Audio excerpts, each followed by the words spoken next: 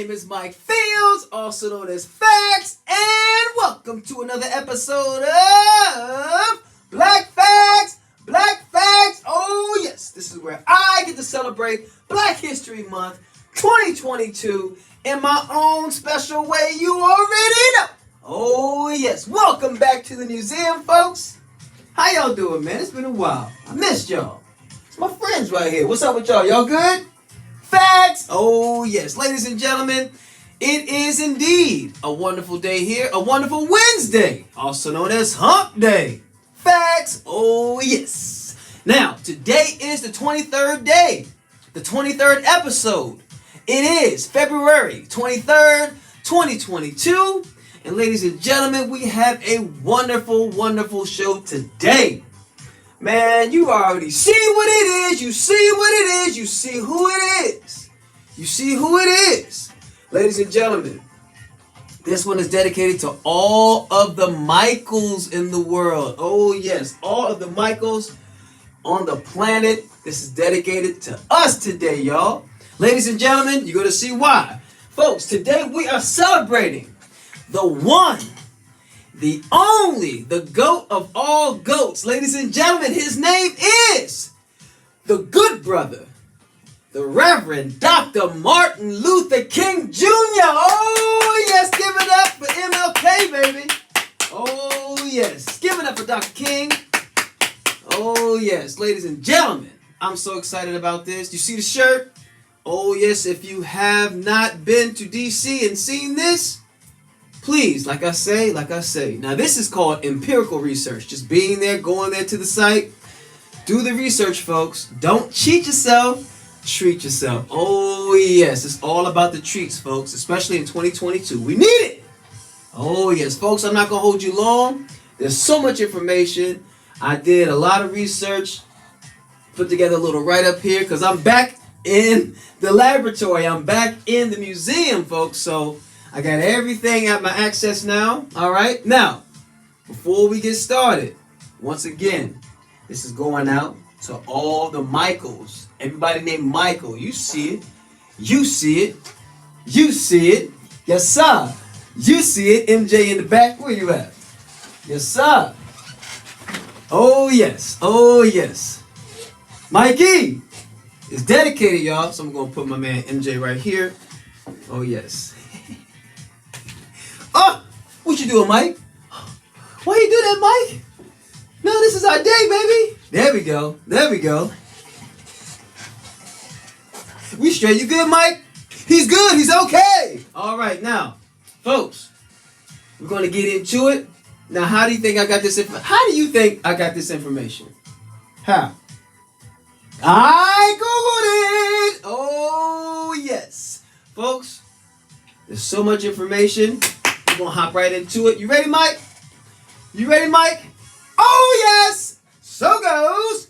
Because he is the GOAT of all GOATs, the greatest of all time. Folks, listen. You already know where I'm going with this. All caps. Facts. Here we go. Go to the Google search engine. Oh, yes. All caps. Here we go. So goes Capital Martin. M-A-R-T-I-N space. Luther, capital L-U-T-H-E-R space. King, capital K-I-N-G space. And of course, Junior, capital J-R period. Hit enter on that J. Oh, yeah. Yeah. Let's go. So much information, folks. I wish I could show you, but you will see a huge spread. First, it comes to a Wikipedia column over here. He's got the Wikipedia page all set up. I was about to touch the screen because I'm just used to the laptop, you know what I'm saying, by now. But it's all good. All right. We have Wikipedia page. We have, it's all kind of press, all kind of articles, all kind of videos. Just Google it. I'm trying to tell you, whatever you're looking for, you're going to find it. It is nobelprize.org, history.com.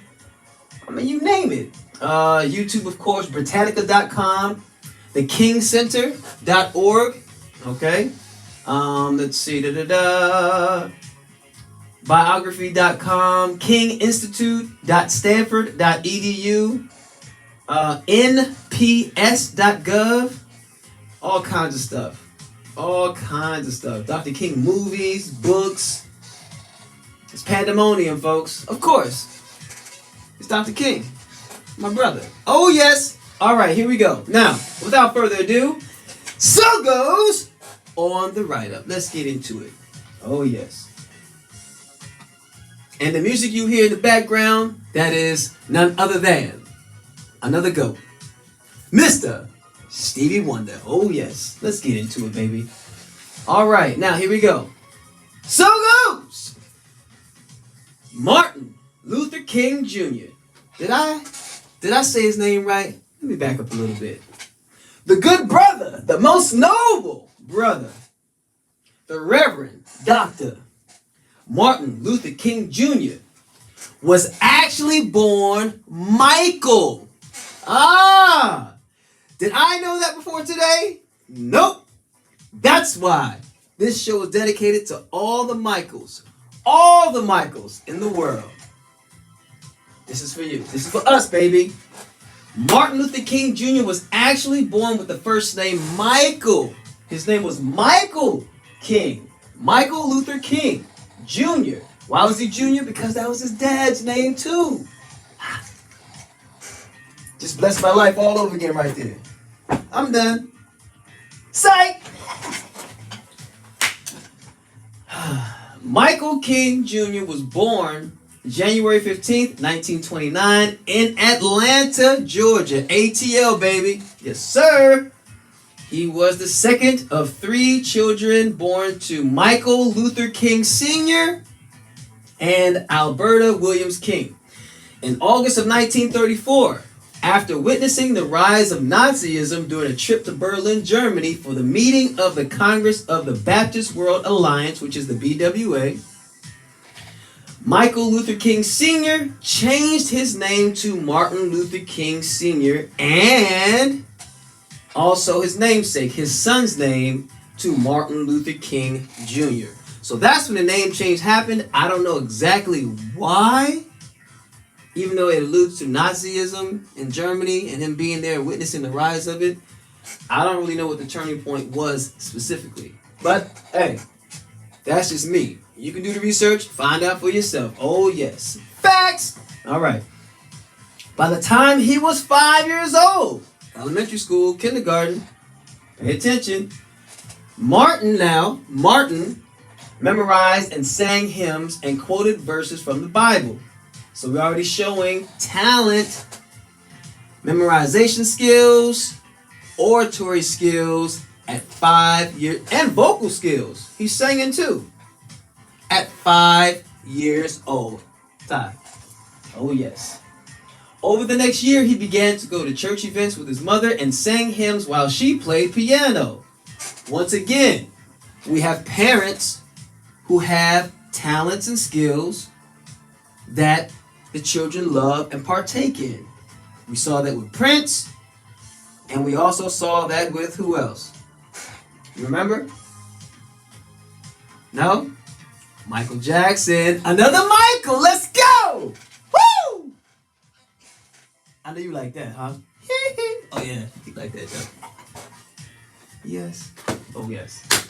Let's go. You like that too, Mike? I know you do. Facts! Oh, yes. His favorite hymn to sing was, I Want to Be More and More Like Jesus. He moved the attendees with his singing. I guess the brother could sing. Just like Michael Jackson. Martin later became a member of the junior choir in his church. Sound like this, Michael, right here. Oh, yes. My mom and dad are both singers. You know, they met in the choir back when they were teenagers, fell in love. They both exchanged, you know, that they love God and all of their talents and gifts and those things they were poured into us, my siblings and myself, my siblings and I. And, you know, to this day, it's still a big part of my life. Music and oratory skills. My father's a pastor. Just like, come on, man. It's right there. It's like that. Facts. That's why we say facts. We have that in common, baby. My brother and my brother. Let's go. Let me calm down.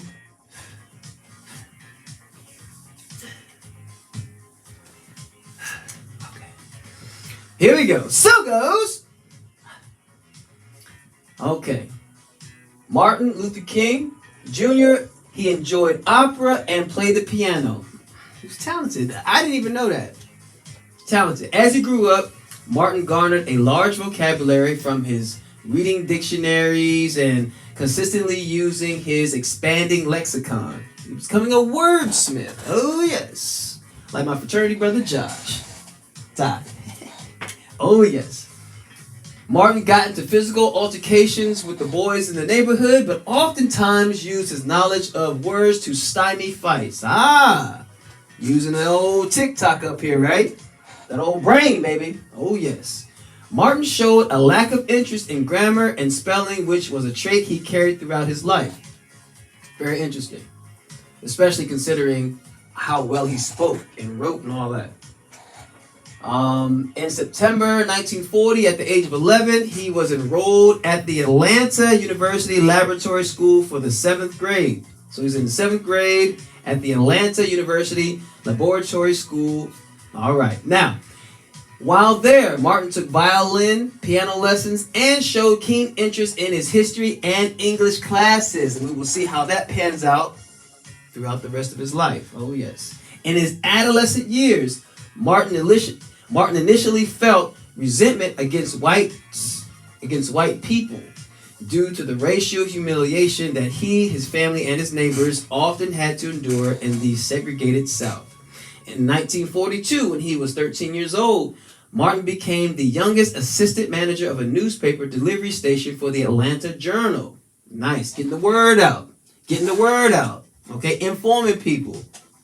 We'll see how that plays out throughout the rest of his life. Oh, yes.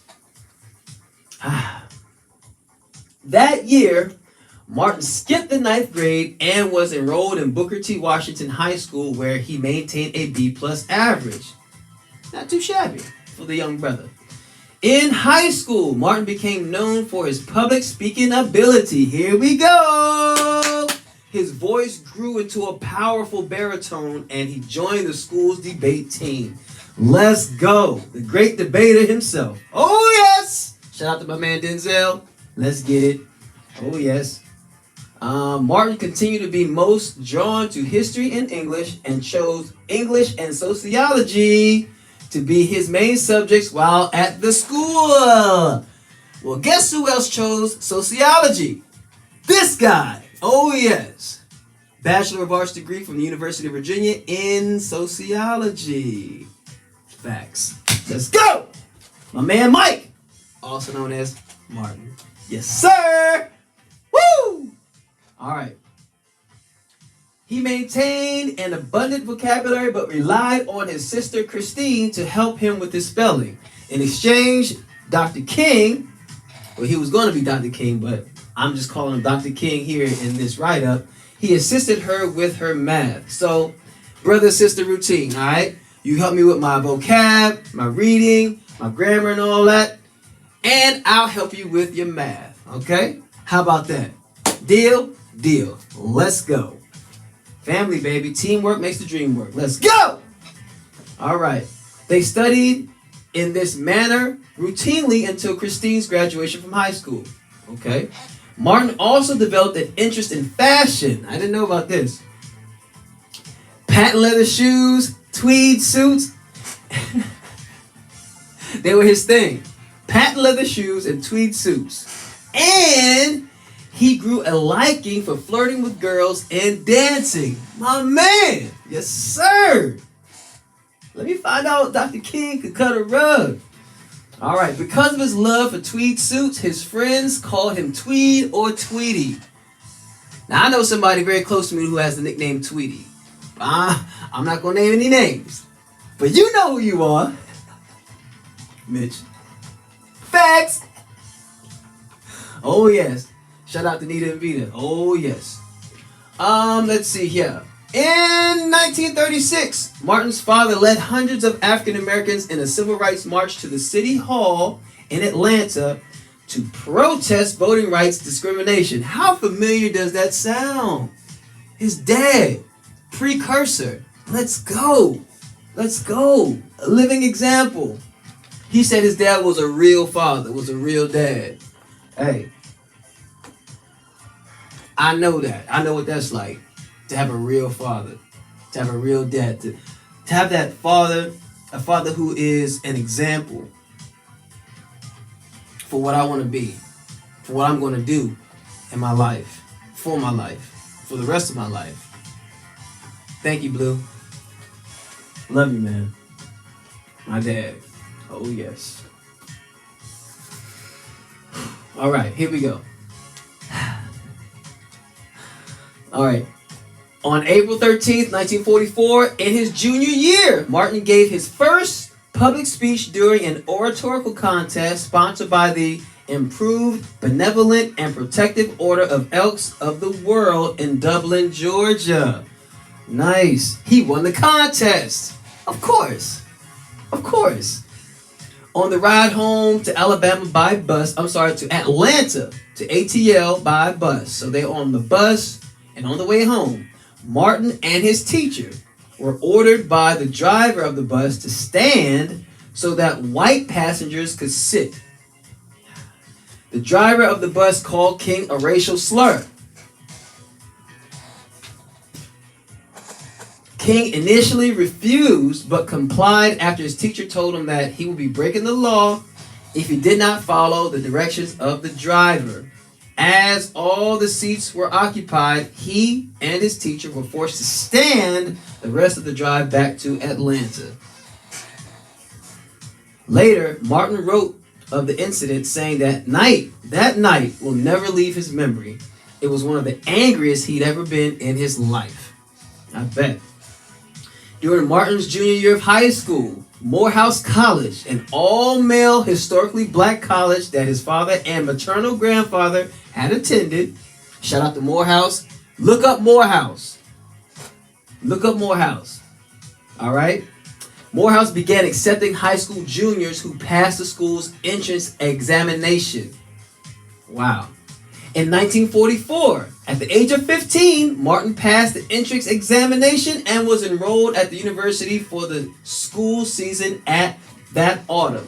So that autumn, at the age of 15, Martin Luther King Jr. enrolled at Morehouse College. Oh, yes! In the summer before Martin started his freshman year at Morehouse, he boarded the train with a group of other Morehouse College students to work in Simsbury, Connecticut at the tobacco farm of Coleman Brothers Tobacco, which was a cigar business. Now, I don't know if they are still a cigar business or if that's now it's no longer existing. But I tell you what, you can do the research. Go ahead now.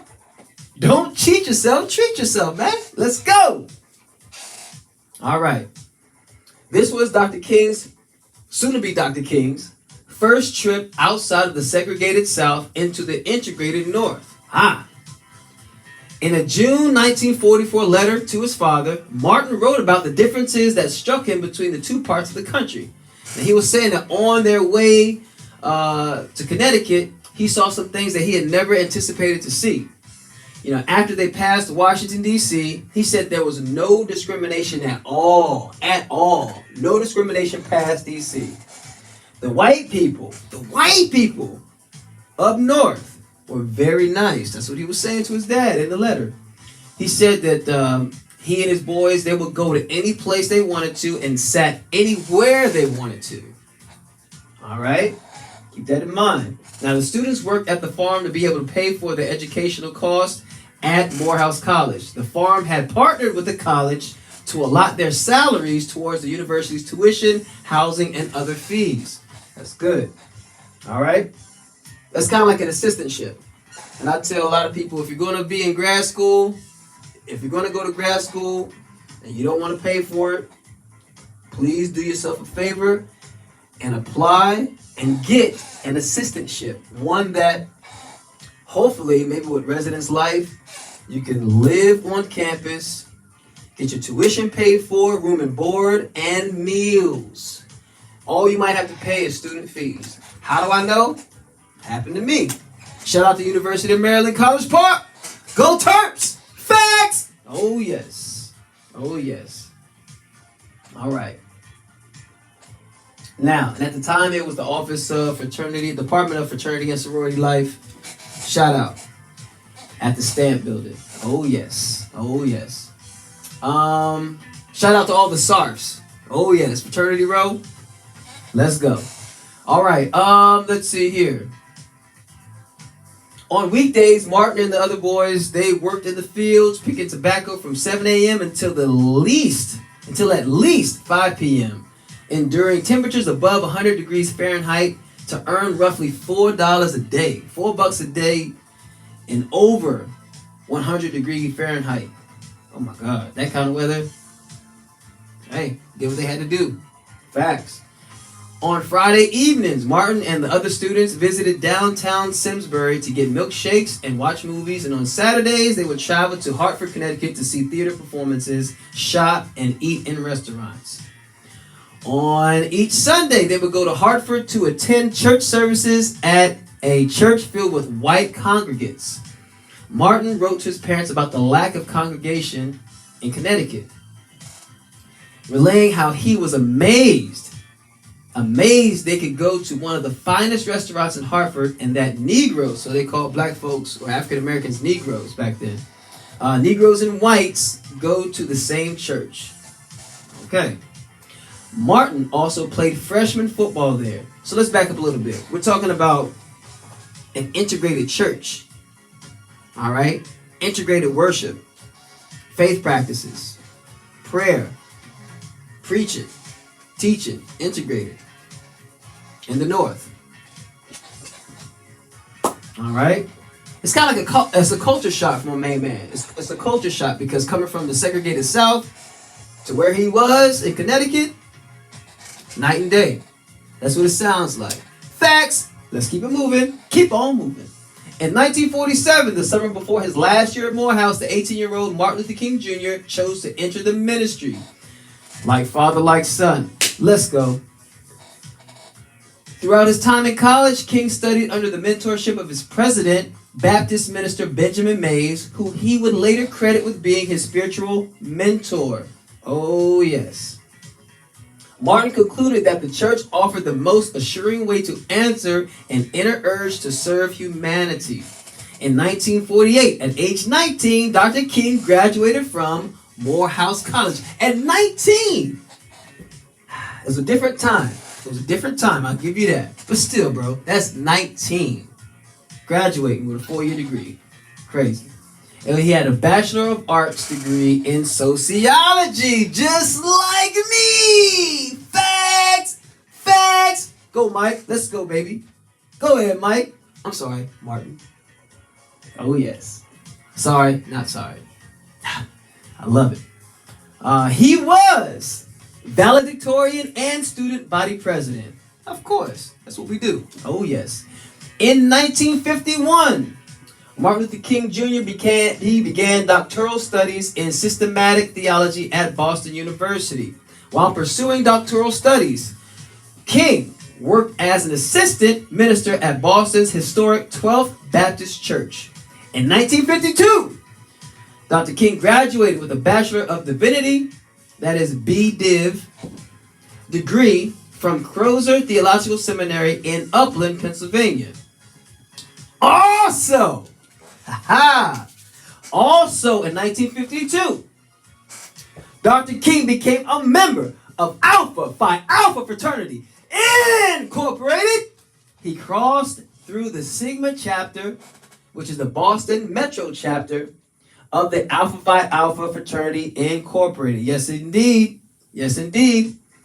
As a young graduate student at Boston University, where he was working on his doctorate of philosophy. Well, it was actually, like you said before, it wasn't philosophy, it was systematic theology. The research here, like I said, when we do research, make sure we check. Cross-reference, we check. Double check, triple check, because a lot of times words can get mixed up. These people who put this stuff on the internet, they're human too. Flawed. So it's good for us to cross-reference. That's why there's so many footnotes and anecdotes and links that we can click on and see who wrote what journal article, what reference this is when we do the research, okay? Always look for the bibliography. Always. Always look for the what? The bibliography. Create one. Do your own research. Facts! Let's get into it. Stay there. Let's go. While studying at Boston University, he asked a friend from Atlanta named Mary Powell. Check this out.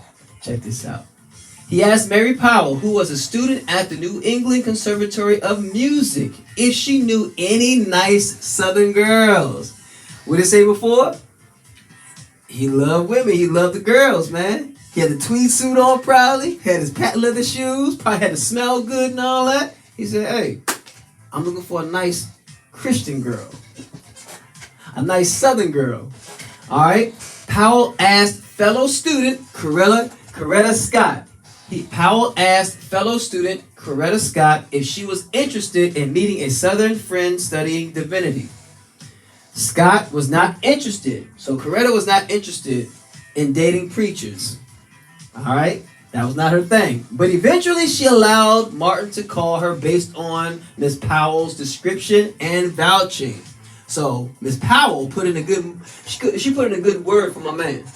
All right? She vouched for him. And Coretta said, you know what? Tell him he can call me. He can call me. Yeah. He can call me. This is interesting, man. All right. On their first phone call. Check this out, Mitch. On their first phone call, Martin told Coretta, I am like Napoleon at Waterloo before your charms. To which she replied, you haven't even met me. My man was putting it down thick. He said, I am like Napoleon at Waterloo before your charms. He might even got down on one knee and said that. I don't know, man. That's poetic. I like it. And then she replied, you haven't even met me. Napoleon. My man. They went out for dates in his green Chevy. Nice. After the second date, Martin was certain that Coretta possessed the qualities he sought in a wife. Man, he had his mind like he was ready, like, look, I'm looking for a wife. Girlfriend is nice. I need a wife. Hey, he knew what he wanted. That's what it is. He wasted no time. She had been an activist at Antioch in undergrad, so they already had that in common. I mean, I've been told to be patient and wait for my woman. You know what I mean? You know, that's what Martin did right there. He already knew what he wanted. He saw it. He felt it. He said, look no further. Here she is right here. What's up, girl? He's told her, just like Michael told Ola Ray, I'm not like other guys. No, I mean I'm different. Facts! What video was that? Here's a clue. That's the only clue you get. Facts. All right, back to the research. On June 18th, 1953, Martin married Coretta on the lawn of her parents' house in her hometown of Heiberger, Alabama. It might be Heiberger. It is capital Heiberger, Alabama. They became the parents of 4 children. Sound like my parents. The similarities, baby. So you got Yolanda. She was born in 1955. Martin Luther King III, born in 1957. Now, my question is, was he born Michael and then changed to Martin? Or was it just Martin when he was born? Research, folks. Research. That's a good question, though. That's a good question. Facts. And he was born in 1957. Dexter Scott King was born in 1961. And Bernice King was born in 1963. Yes, sir. Now, during their marriage, Martin limited Coretta's role in the civil rights movement, expecting her to be a housewife and a mother. At the age of 25, in 1954, Martin was called as pastor of the Dexter Avenue Baptist Church in Montgomery, Alabama. So when I was talking about during their marriage, that's later on when he's actually fully into the civil rights movement. But it's just kind of, the research kind of gives a precursor or like an outlook on what their future was going to entail. Okay, their connection and what their duties were going to be as husband and wife and as a partnership. Facts. All right. On June 5th, 1955, Martin received his PhD in systematic theology from Boston University. An African-American church leader and the son of early civil rights activist and minister Martin Luther King Sr., the good brother, Reverend Dr. Martin Luther King Jr., advanced civil rights for people of color in the United States through nonviolence and civil disobedience. He was inspired by his Christian beliefs, primarily through Jesus' Sermon on the Mount. He notes that as being highly influential, probably the biggest bit of literature and spiritual influence that he's ever had. Okay, he was also strongly influenced by the nonviolent activism of Mahatma Gandhi. Facts. Dr. King participated in and led marches for the right to vote, desegregation, labor rights, and other civil rights. He oversaw the 1955 Montgomery bus boycott and later became the first president of the Southern Christian Leadership Conference, or the SCLC. Okay? Once again, he's a president of a body of people doing work for the betterment of humanity. Yes, sir. As president of the SCLC, he led the unsuccessful Albany movement in Albany, Georgia, and helped organize some of the nonviolent 1963 protests in Birmingham, Alabama. Now, when we say unsuccessful, it can be a matter of perspective, because though the primary objectives may not be met, there are people who experienced that kind of thing for the first time, or however many times it was. And in that moment, they felt like it was well worth it. So it's a success. It just all depends on the vantage point. Facts. The objectives and the vantage point, I should say. So goes. Dr. Martin Luther King Jr. was one of the leaders of the 1963 March on Washington, where he delivered his world-renowned and famous I Have a Dream speech on the steps of the Lincoln Memorial. The civil rights movement achieved pivotal legislative gains in the Civil Rights Act of 1964, the Voting Rights Act of 1965, and the Fair Housing Act of 1968. The SCLC put into practice the tactics of nonviolent protest with some success by strategically choosing the methods and places in which protests were carried out. There were several dramatic standoffs with segregationist authorities who sometimes turned violent. Bloody and violent. Yes, indeed. Several times, Dr. King would be jailed. Several times. The Federal Bureau of Investigation, FBI, the director, J. Edgar Hoover, considered Dr. King a radical and made him an object of the FBI's COINTELPRO from 1963 forward. Do the research, yo. COINTELPRO. That is COINTELPRO. All right? J. Edgar Hoover. Do the research. FBI. Do the research. Research anything and everything that I'm saying in this presentation, because it's all important. It's all important. All right? Let's see.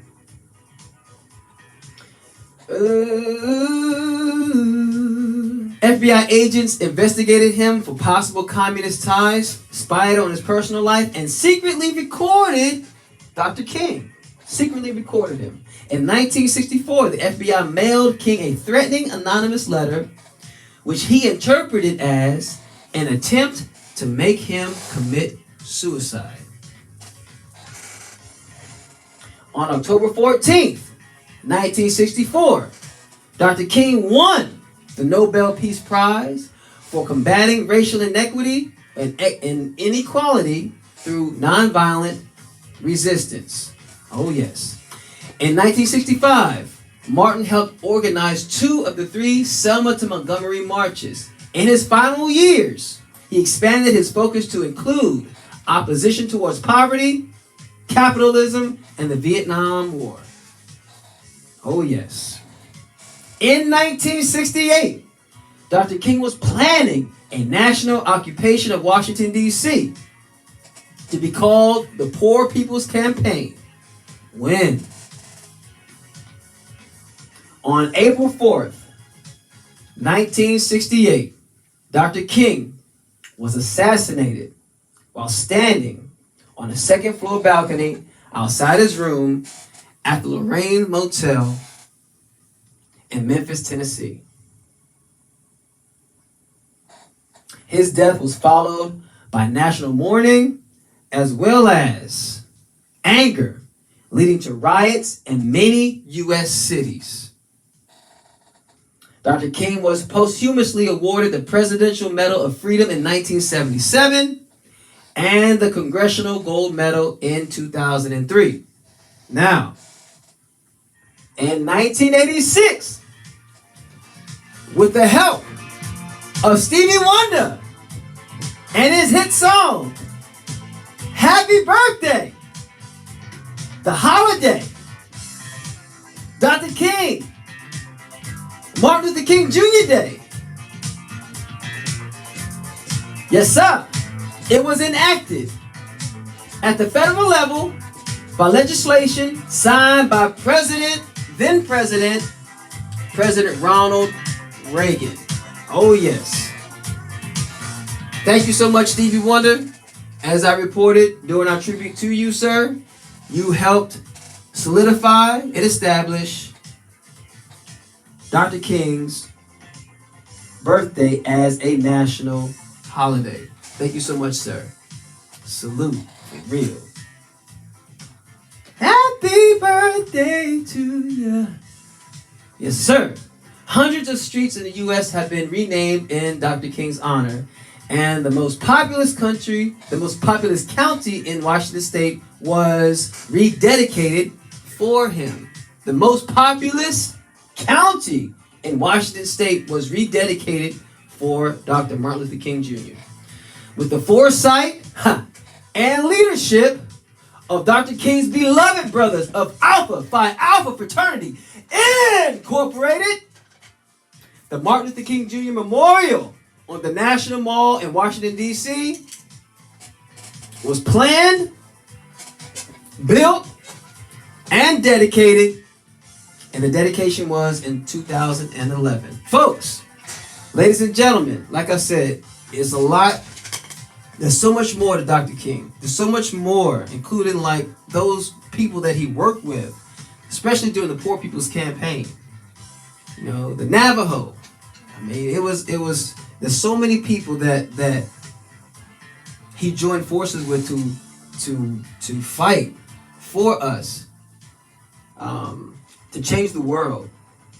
It was never meant to be a one-man band type situation, never meant to be a solo effort, but it did take him to be himself. He was certainly a catalyst, a spark plug, a leader, in so many instances, a chief cornerstone in this thing called the Civil Rights Movement.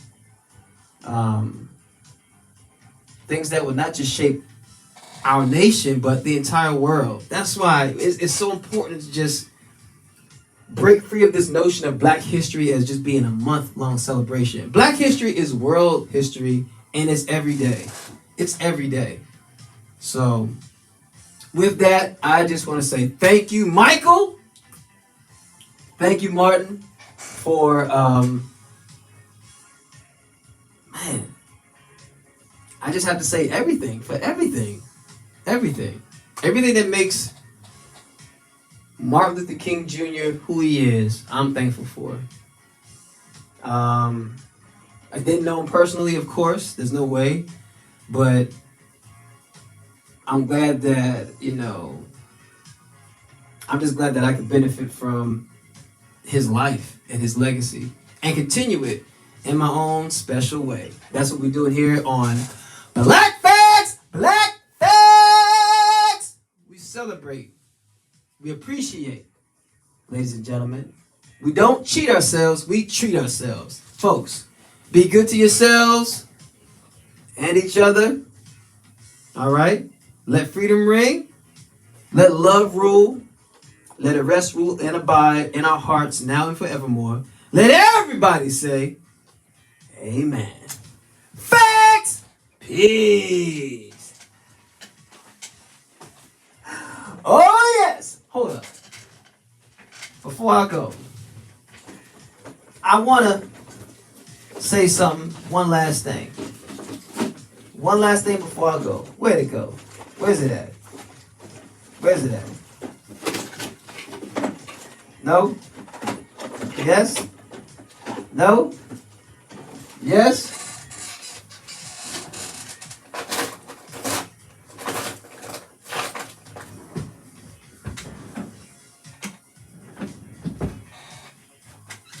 No? No?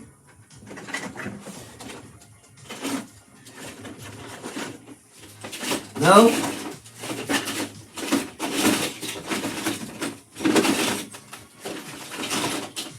Ah! Oh, yes.